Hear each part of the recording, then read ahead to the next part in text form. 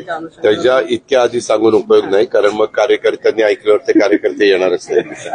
त्याच्यामुळे उद्याच्याला मी सकाळी कॅबिनेट उरकून आम्ही सगळे मंत्री राष्ट्रवादीचे तिथे येणार आहे. तिथं आल्यावर मी माझी भूमिका मांडेल. सकाळी 10:10 झेंडावंदन आहे, ते झेंडावंदन होईल. बाकीचे कार्यकर्ते तिथं ते सगळे त्याची चर्चा होईल.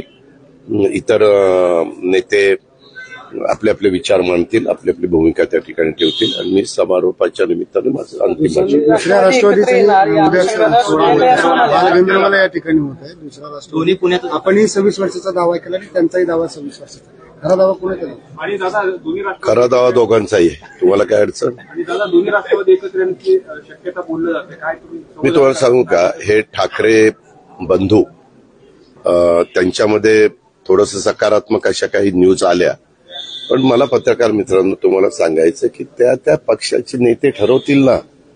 त्याच्यामध्ये जर काही त्यांचं चाललेलं असेल उद्धवजींचं आणि राजजींचं, तर त्यांचं ठरवतील, त्यांचं त्या बाबतीमध्ये जाहीर करतील. शेवटी त्या पक्षाचे जे काही समर्थक असतात, पाठीराखे असतात, हितचिंतक असतात, त्यांना जे काही वाटतं ते कार्यकर्ते बोलून दाखवतात. तसं आता ह्याही संदर्भामध्ये ते सुरू झालं की तुम्ही हे सुरू केलं. मी तुम्हाला सांगून कशाला रे ठरवीन? तो माझा अधिकार आहे ना. माझाही अधिकार ठीक आहे, तुम्हाला मला प्रश्न विचारायचा अधिकार आहे, पण उत्तर देण्याचा अधिकार माझा आहे ना. मला उत्तर द्यायचं नाही त्याच्या संदर्भामध्ये.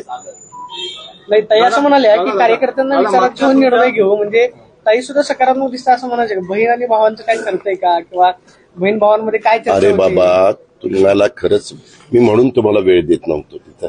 मी जे गेलो म्हणलं आधी पहिली बातमी ती घ्यावी. आपण नेहमी तुम्हाला शेवटी काय तुमचा टीआरपी वाढण्याच्या करता काय उपयोग महत्वाची न्यूज आहे ते बघतात आणि तुम्ही तशा पद्धतीने न्यूज देतात. आम्ही आमचं काम करतोय. जो तो पक्ष, ज्या त्या पक्षाचे नेते, त्यांची कार्यकारिणी आणि त्यांचे कार्यकर्ते प्रत्येक जण आपापल्या परीनं काम करतायत. 4-1 महिन्यातच स्थानिक स्वराज्य संस्थांच्या निवडणुका आहेत. त्या निवडणुकीची तयारी जनतेने आपापल्या परीनं सुरू केलेली आहे. आमच्यातले महायुतीचे सन्माननीय काही सहकारी कधी स्टेटमेंट करतात, आम्ही एकत्रपणे निवडणुकीला सामोरं जातात.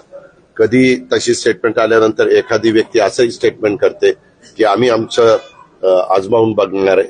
असे वेगवेगळे आहे, परंतु ह्याचा अंतिम निर्णय जसा भाजपच्या वरिष्ठांना आहे तसा आमच्या वरिष्ठांना आहे.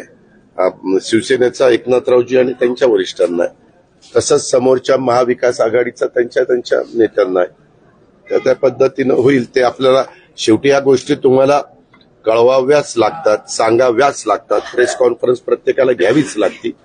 त्या ठरेल त्या गुडाचं काय ठरेल, कशा निवडणुका होणार, काय होणार, कोण कुठे जाणार हे ज्या त्या वेळेस त्या बाबतीमध्ये तुम्हाला सांगितलं जाईल. पिंपरी चिंचवड तुम्ही एकच पर्याय म्हणाले त्या भाषणात की एकमेव पर्याय आहे आणि माझाच चेहरा असेल, तर तुम्ही ठरवलंय का की दोन्ही महानगरपालिका स्वतंत्रपणे लढायचं? अरे मला जे पाहिजे ते मी सांगणार ना. माझ्या कार्यकर्त्यांना उत्साह येण्याकरता, त्यांना एक प्रोत्साहन मिळण्याच्या करता.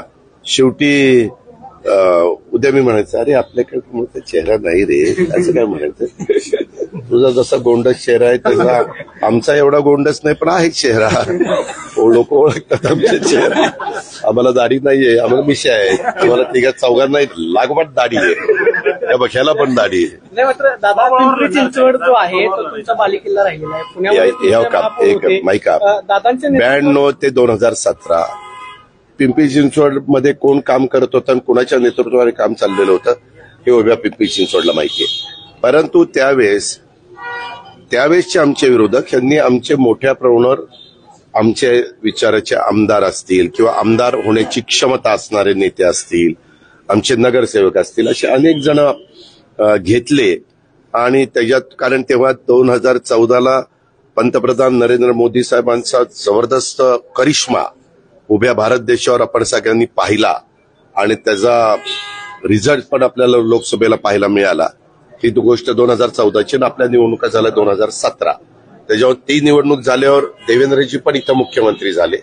त्याच्यावर दोन्हीकडं बीजेपीचं सरकार आलं आणि त्याच्यातून त्यांनी आपला पक्ष वाढण्याच्या करता आपल्याकडं असणाऱ्या कार्यकर्ते स्वतःकडे ठेवून अधिकचे इतर पक्षातले कार्यकर्ते घेऊन त्यांनी ती वेगवेगळ्या महानगरपालिका ताब्यामध्ये घेतल्या. मात्र 2022च्या नंतर निवडणूकच झाली नाही, 3 वर्ष तर निवडणुकाच झाल्या नाही. आता त्या निवडणुका होऊ घातलेल्या आहेत. आता त्यांनी काय ठरवलं हे मला माहित नाही. आम्ही पहिल्यांदा आपलं काम करत राहायचं आणि योग्य वेळ आल्यानंतर योग्य नाही. मात्र दादा मुंबईमध्ये अशी चर्चा झाली की भाजप मोठा भाऊ, मग त्याच्यानंतर एकनाथ शिंदे छोटे भाऊ, महायुतीमध्ये असं काय आहे का मोठा भाऊ छोटा भाऊ मधला भाऊ, काय जी चर्चा आहे?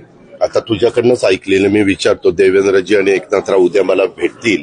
मी सांगतो काल VSIची मिटिंग झाल्यानंतर काही सन्माननीय आमच्या पत्रकार मित्रांना आपल्यात मोठा छोटा मधला हे भाऊ कोण आहेत ते आपल्याला सांगायचंय.